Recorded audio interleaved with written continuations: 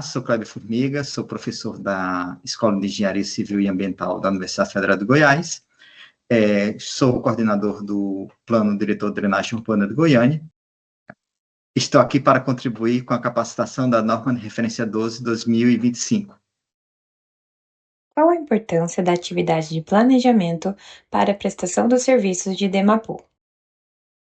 Qual é a importância do planejamento para o DEMAPU? O planejamento dentro da drenagem é essencial porque ela integra diferentes partes do ambiente urbano. Então, nós temos interação direta com a parte de ocupação do solo, então as normas e as regras de ocupação do solo fazem parte da drenagem, a drenagem faz parte dessa parte de obras. Então, nós temos integração com a parte de transporte, a parte de mobilidade urbana. Então, o planejamento visa você ter uma perspectiva de integração e de junção, digamos assim, de todos esses planos, porque são, queira ou não, dentro da cidade, podemos ter diferentes planos dessas áreas. Então, planejar conjuntamente é essencial para quê? Para que tenhamos uma forma de crescimento mais sustentável, tenhamos uma forma de produção de água, então, seja o manejo dessa água de chuva que vai chegar ou que vai entrar na cidade cada vez mais, digamos assim, porque nós temos partes impermeáveis, então como você vai controlar isso? Por meio do planejamento urbano, seja da parte de uso e ocupação, seja da parte de código de obras, por exemplo. Então, esses planejamentos fazem parte do contexto urbano e a drenagem também. Então, a gente também precisa planejar a drenagem para não ser levado a toque do resto. Quais foram as razões para a elaboração do Plano Diretor de Drenagem Urbana de Goiânia e quais serão as suas principais contribuições? Quais foram as razões para a elaboração do Plano Diretor de Drenagem Urbana de Goiânia, que a gente chama de PDDU, GIM, e quais as suas principais contribuições?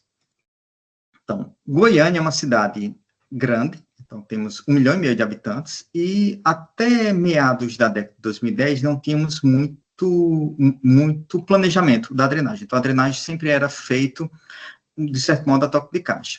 No ano 2008, teve um projeto da prefeitura, junto com o Banco Mundial, que foi um parque linear dentro da cidade, e a partir daí teve um primeiro ensejo, digamos assim, uma primeira perspectiva de planejamento para um córrego da cidade, que era o Anicuns. Então, tem o Macambira Anicuns, que é o nome desse parque. Dentro desse projeto, foram feitas diversas perspectivas de obra, então tem algumas pontes e correção de córrego, um parque linear, um parque com uma área prevista para ser protegida de inundação, digamos assim, em que não tivesse ocupação. Então, teve desapropriações e várias partes. Então, esse foi o primeiro, vamos dizer, ponto de planejamento de drenagem em Goiânia.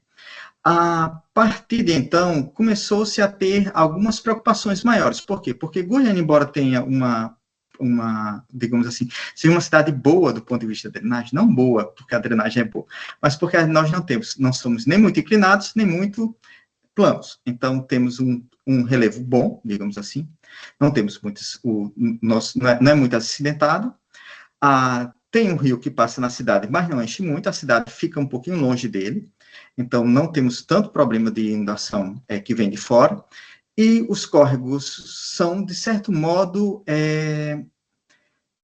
não dentro dos córregos.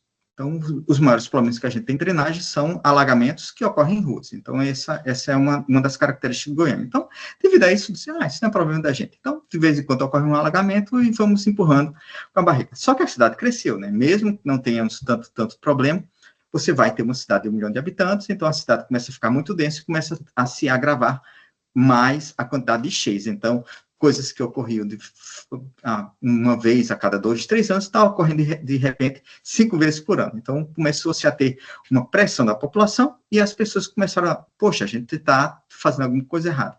Então, 2014 teve uma lei inicial sobre essa questão de drenagem e já tem umas perspectivas de fazer um plano. Então, teve o Plano Municipal de Saneamento em 2018, que foi finalizado. Tinha drenagem no saneamento, só que o pessoal falava assim, a gente não mexe muito com isso não. Então, vamos trabalhar com a parte de...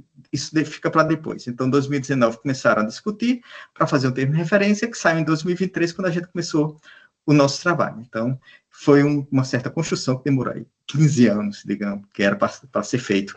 Isso lá para o ano 2009, por aí, que tem uma perspectiva, e foi começar agora em 2023. Então, essa necessidade ocorreu por quê? Porque temos uma cidade grande que não tem, basicamente, planejamento de drenagem, e as secretarias responsáveis pela prefeitura ficam mais correndo para tentar resolver os problemas de modo corretivo, certo? Não tem um planejamento, não tem um planejamento. Então, dentro desse aspecto, nós começamos a elaborar do tipo, uma construção, primeiro, a gente fez uma construção geral de como é que está a drenagem de Goiânia, então nós temos uma parte tanto da macro quanto da micro, então não tinha planejamento, não tinha, existia uma microdrenagem, existia uma microdrenagem, existia os mapas em papel da microdrenagem, isso foi feito pelos técnicos da prefeitura, meio que à parte, então... A chefia não mandou, tá, mas pessoal, a gente está precisando disso, então vamos fazer o levantamento. Então, o pessoal foi colocando tudo isso em papel e tem esse acervo em papel.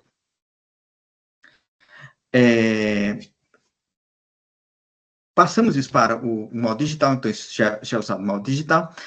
A parte toda da microdrenagem foi feito levantamento, então nós temos topografia completa da microdrenagem com alta resolução, de todas as obras de arte, então todas as obras de arte já estão catalogadas. Temos, a partir daí, nós fizemos simulações hidráulicas de tudo que está ocorrendo na situação atual e as perspectivas futuras. Então, a nossa contribuição dentro disso é avaliar como seria a perspectiva futura, os cenários de crescimento, e a partir daí nós fizemos todo o rol de medidas, sejam elas estruturais ou não estruturais, que entram da parte de lei. Então, nós já fizemos minutos de lei para melhorar a questão da lei que a gente tem atual, mas é um pouquinho mais precária, então já tem um aprimoramento de leis, com questões mais, porque o processo vai evoluindo, então também nós já fizemos a evolução disso aí, e também estamos dentro da parte de normatização dentro da prefeitura. Então, toda essa parte de construção das normas gerais, que aí em Goiânia a gente tem, de certo modo, incipiente, temos algumas normas da CENINFRA, mas são muito mais questões estruturais do que questões de projeto de planejamento. Então, trazendo uma normatização, uma modernização dessas normas para termos